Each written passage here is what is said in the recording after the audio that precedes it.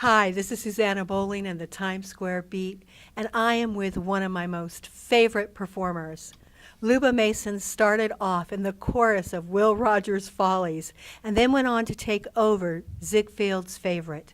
She went on to How to Succeed in Business and then created a massive fan base when she was in the role of Jekyll and Hyde?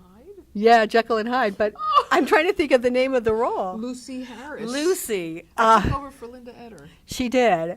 And I have been a fan of hers actually since Cape Man when she met her husband, Reuben Blades. But what makes Luba so amazing is her song styling, and we're going to talk about that today. So you're performing at the Iridium. Yes, October 24th. I have 2 sets, 8 and 10 p.m. It's a Tuesday night, yes.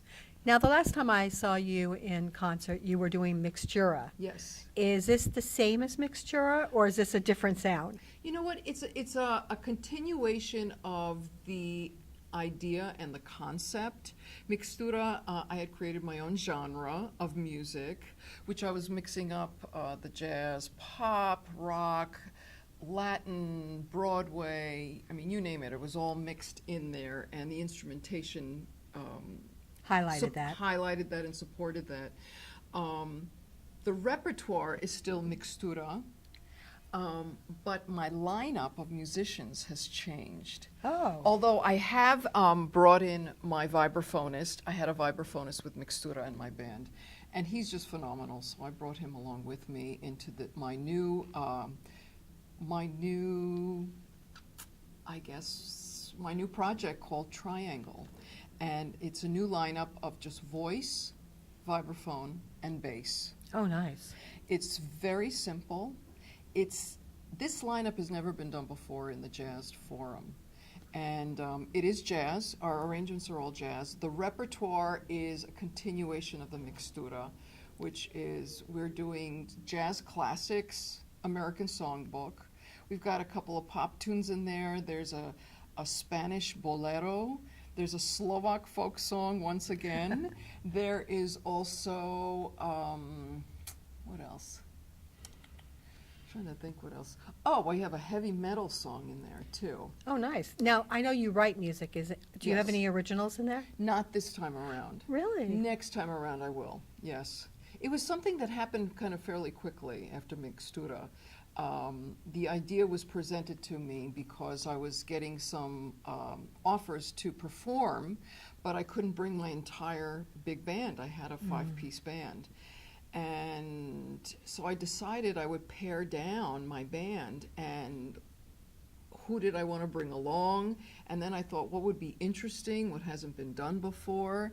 And I got Felipe Fournier, who is my vibraphonist from Mixtura, and I brought him along with me because he is off the charts. He is off the And my charts. dream bass player is Luques Curtis, and he agreed to come along on the trip with us. So he's my bass player. He's somebody who has he graduated from the Berklee College of Music. He had a full scholarship there. He performs a lot with Eddie Palmieri and who else? I mean, he's just one of those fantastic bass players out there. I love the fact that you did bass because when I was performing, the one instrument that I always loved performing opposite against was a bass.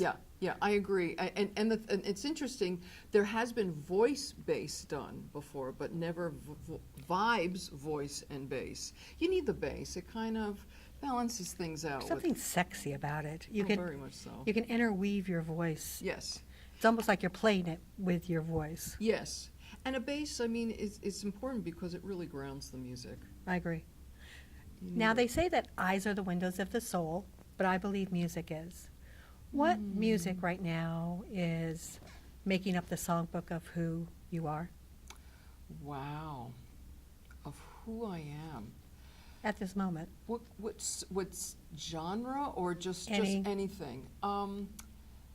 Melody. I need melody in my music. There's something about melody that if it's a beautiful melody, it has to be some kind of a melody because it can soothe, it can lift your soul, It can, anything beautiful, I mean, can just, it provides such emotion. And that's what I think music feeds. Your soul. Feeds your soul, feeds people. I mean, that's how, I believe that that's really the connection. So I love music that has beautiful melodies. I also like music that isn't too produced. Mm. There isn't too much there. I mean, it becomes just way too busy or unfocused. But my taste in music is really, it runs the gamut, which is why I came up with Mixtura in the first place. But if you had to pick a song that was written, what song would it be that describes who you are? A song. Or song cycle, or... Wow, I wish you gave me this question beforehand. I could really think about it.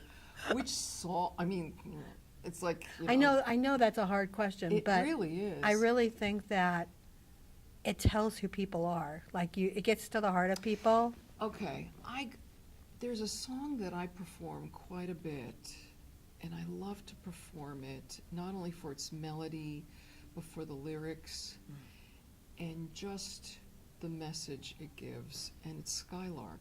Oh, I love Skylark. The melody is just beautiful, and I know it's a standard and all of that, but it just floats. The message just floats, and I just think it's a beautiful song. And one of the things that I like most about your musicianship is that you get to the heart of the matter of the song. You almost strip it bare and make it raw. What is your process in picking a song into getting into the heart of it?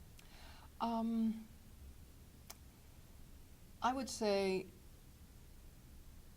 at the first go-around, it needs to hit me viscerally somehow.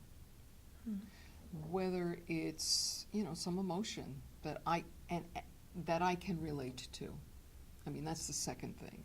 So I guess if it hits me viscerally, it's obviously connecting to me in some way, and then I figure out what that is, and that starts to build my song list. Because you kind of want a little bit of everything of yourself in there. True.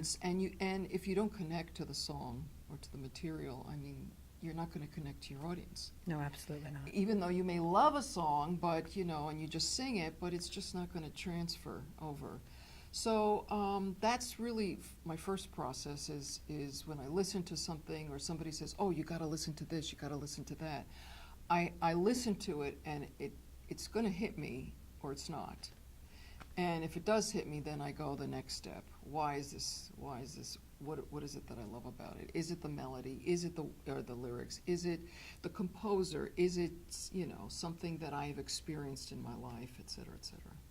And we know that you're playing at the Iridium, but what else do you have coming up this year? Wow. I have actually 3 more shows in December. At the Iridium as well? No, one is at the Cell. It's a wonderful theater space on 23rd Street. Yeah, I know it. It's beautiful. It's really very intimate, and it's perfect for this trio that I'm doing. Another show I have in Barbès, which is a club in Brooklyn. I've yet to perform in Brooklyn, so I'll be hitting on some fans, hopefully, over there. And then also at Lehman College, I've been asked to do I guess like a seminar performance for their students there. Oh, nice. Which is really terrific, really up in the Bronx. So it's actually the first of its kind that I'll be doing that. And I just recently finished a second reading of a new jukebox musical that's hopefully is coming to Broadway of Huey Lewis and the News. Oh, nice. Yes, yeah. And it was really a fun reading, and Huey was there, and there seems to be a lot of interest behind it. Were you a Huey Lewis fan? Yes, I was. And as a matter of fact, I worked with Huey Lewis when I did Chicago on Broadway. He was my Billy Flynn when I did Velma. He did Billy Flynn? He did. I think he did it okay, twice. I did not even know this. He did it twice, but he was one of my Billy Flynns. Yes. Well, I can't wait to see your show. Thank you. And I am looking so much forward to it. Thank you.